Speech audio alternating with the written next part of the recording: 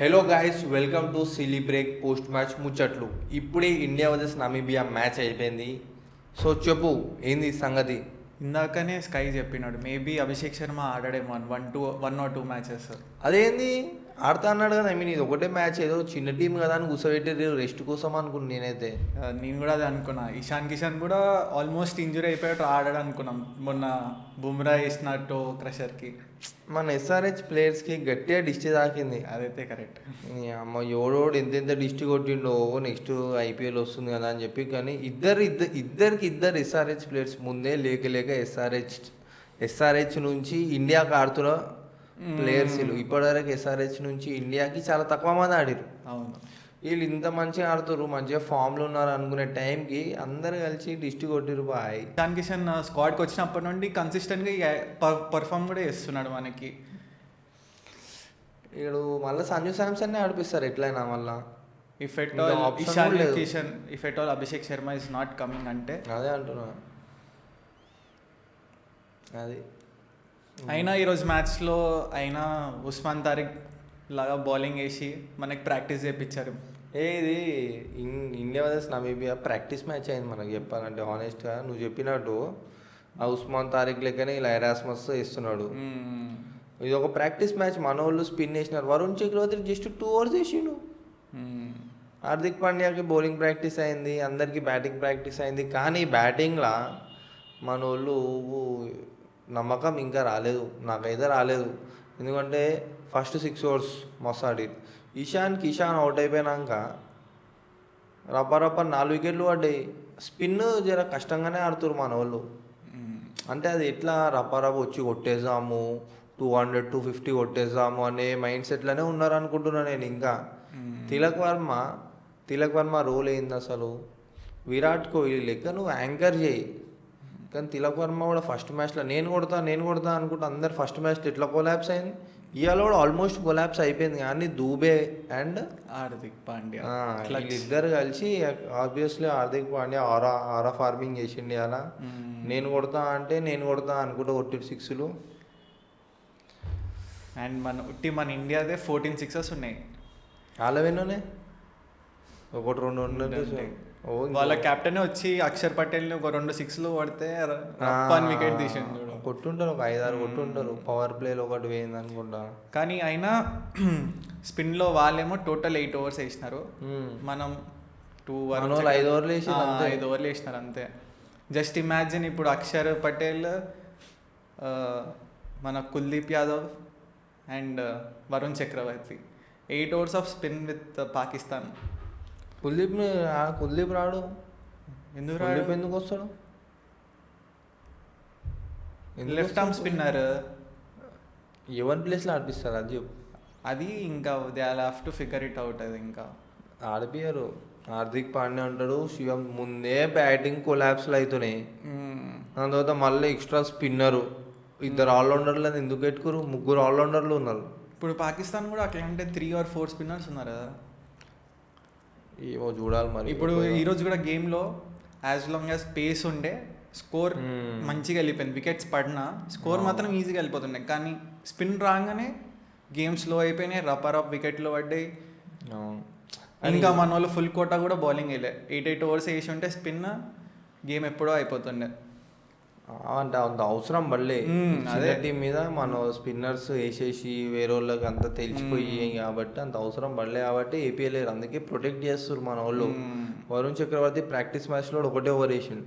అవును, నువ్వు అసలైన టైంలో మళ్ళీ వేసిండు అనుకో, అన్ని ఫోటోలు తీస్తారు, వీడియోలు తీస్తారు, డేటా అనలిస్ట్ పోతారు, రపారప్ ఏంది ఎట్లా అని కనిపెట్టేస్తారు. మొత్తం సూత్రం కనిపెట్టేస్తారు. Mystery spinner won't be mystery అంతా గుట్టు రెట్టు వేస్తారు అన్నట్టు అయిపోతుంది. అందుకే మన వాళ్ళు ఆడిపియలే అని బౌలింగ్ ఎక్కువ వేయలేరు. అని బ్యాటింగ్ నాకు ఎందుకో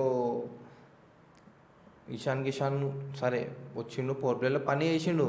కానీ మధ్యలో 1-2 బ్యాట్స్మెన్ అప్రోచ్. ఇప్పుడు ఫస్ట్ మ్యాచ్లో సూర్యకుమార్ కెప్టెన్ ఉండే కాబట్టి ఎక్స్ట్రా రెస్పాన్సిబిలిటీ తీసుకొని ఆడిండు. ఇవాళ కూడా మళ్ళీ ఏందో మనం మొత్తం ఆల్అవుట్ వెళ్ళిపోతుర్రు. వస్తే బెయిల్ లేకపోతే జైలు అంటుర్రు, కూసుటుర్రు. కానీ అలా బౌలర్ ఏంది ఎరాస్మస్ మన రియాన్ పరాగ్ లెక్కేస్తుండు. ఫస్ట్ చూసినావా రాడ్ టక్కర్ ఫస్ట్ బాల్ ఇట్లా గ్రీస్ వెనకాలకి వెళ్ళి వేస్తే నేను ఇచ్చుకొని డెడ్ బాల్ ఇచ్చిండు. అది నాకు తెలిసి ఎంపైర్ వెనకాల నుండి వేసినాడేమో అనుకుండేమో. అంటే అది మళ్ళీ తర్వాత 3-4 సార్లు అలౌ చేసి అంటే నాకు తెలిసి ఎంపైర్ ఎక్స్పెక్ట్ చేయలే అండ్ చూడలేదేమో, పక్కన నుండి వెనకాల నుండి వేసిండు అనుకున్నాడేమో. అదే చూడకుండా సడన్ గా సర్ప్రైజ్ అరే నేను చూడలే అన్నట్టు ఎవరు రాయడు ఈ చిల్లరాలు ఉన్నారా ఈ టైంలో మనం వేస్తుండే. అదే నాకు తెలిసి ఎంపైర్ వెనకాల నుండి వేస్తున్నాడు అని అనుకున్నాడేమో. దాని తర్వాత ఇంకో 3-4 బాల్స్ అయితే వదిలేశాడు కదా. రూల్స్ అయితే ఎంపైర్ ముందు నుండి ఎక్కడ వేసినా ఇట్ ఈస్ వ్యాలిడ్ బాల్. అవును, అంటే ఫస్ట్ టైం ఎంపైర్ ఎక్స్పెక్ట్ చేయలే. కరెక్ట్, ఇట్లా వేస్తాడు అని చెప్పి ఎక్స్పెక్ట్ చూడలేనట్టుండు. అందుకే అరే సారీ అని రెడ్ బాల్ ఇచ్చేసిండు. తర్వాత మళ్ళీ 3-4 టైమ్స్ అలా వేసిండు. అంటే variation of spin, leg spin, top spin అంటే అరౌండ్ ఇట్లా రౌండ్ ఆము ఎంపైర్ ముందుకెళ్ళి గ్రీస్ వెనకాలకి వెళ్ళి కానీ వర్క్ అయింది. మన వాళ్ళు చాలా స్ట్రగుల్ అయినారు అలా స్పిన్లా. ఇది మ్యాచ్ గెలిచినాము, లాస్ట్లో హార్దిక్ పాండ్యా కొట్టిండు కాబట్టి మనకు అర్థమవుతలే. కానీ పాకిస్తాన్తో ముందే స్పిన్ అక్కడిక్కడ ఉంది. వాళ్ళ స్పిన్ కూడా ఇట్లనే ఉస్మాన్ తారిక్ వస్తాడు నించొని ఇసీరు కొడుతుండు. కష్టమే పాకిస్తాన్తో ఏమైతే చూడాలి. కానీ still we can't trust on hour middle order and lower order. Lower order అయితే లేదు. అక్షర్ పటేల్ తర్వాత అంత డొల్లా. ఇందాక చెప్పినట్టు కుల్దీప్ యాదవ్ తెలిసే మాత్రం అసలు లోవర్ ఆర్డరే లేదు. అట్లీస్ట్ అక్షర్కి ఒక బ్యాటింగ్ ఎక్స్పీరియన్స్ ఉంది కాబట్టి మేబీ రిస్క్ అయితే తీసుకోవాలనుకుంటున్నాను నేను పాకిస్తాన్తో రైవలరీ మ్యాచ్ అంటారు కానీ మనం ఆల్రెడీ 6 మ్యాచెస్ గెలిచినాం వాళ్ళతో. అది రైవలరీ కాదు, జస్ట్ ఏదో ఇక పైసలు రానికే బ్రాడ్కాస్టర్లకి అందరు ఇండియా పాకిస్తాన్ అంటే ఏదో ఇట్లా జిబ్బేసుకుంటారు. కానీ మనోళ్ళే వన్ సైడ్ ఉంది కానీ అంతా పైసల కోసం అంతే. అందుకే ఐసీసీతో ఉత్తర పంచాయతీ పెట్టిరు పాకిస్తాను. ఏమేమో అడిగారు కదా. బైలాటరల్ సిరీస్ అడిగినారు, కుదరదన్నారు. దాని తర్వాత హ్యాండ్ షేక్ ఆఫ్టర్ మ్యాచ్ అడిగినారు, కుదరదన్నారు. Shares in revenue from broadcasting ఇవ్వమన్నారు. అలా శివం దూబే ఇంకా హార్దిక్ పాండ్యా వాళ్ళు ఆడిర్రు. లాస్ట్ మ్యాచ్ ఫ్లాప్ అయ్యారు. ఈసారి కొంచెం గేమ్ టైం దొరికింది. హార్దిక్ పాండ్యా కూడా ధనాదాన్ని ఇచ్చుకుండు, ఆరా ఫార్మింగ్ చేసిండు. శివం దూబే కూడా okay, good to see Shivam Dube bat మంచిగా అనిపించింది. అంటే నువ్వు పాపం lower order batsmen middle order బ్యాట్స్మెన్కి గేమ్ టైం ఎక్కువ దొరకదు.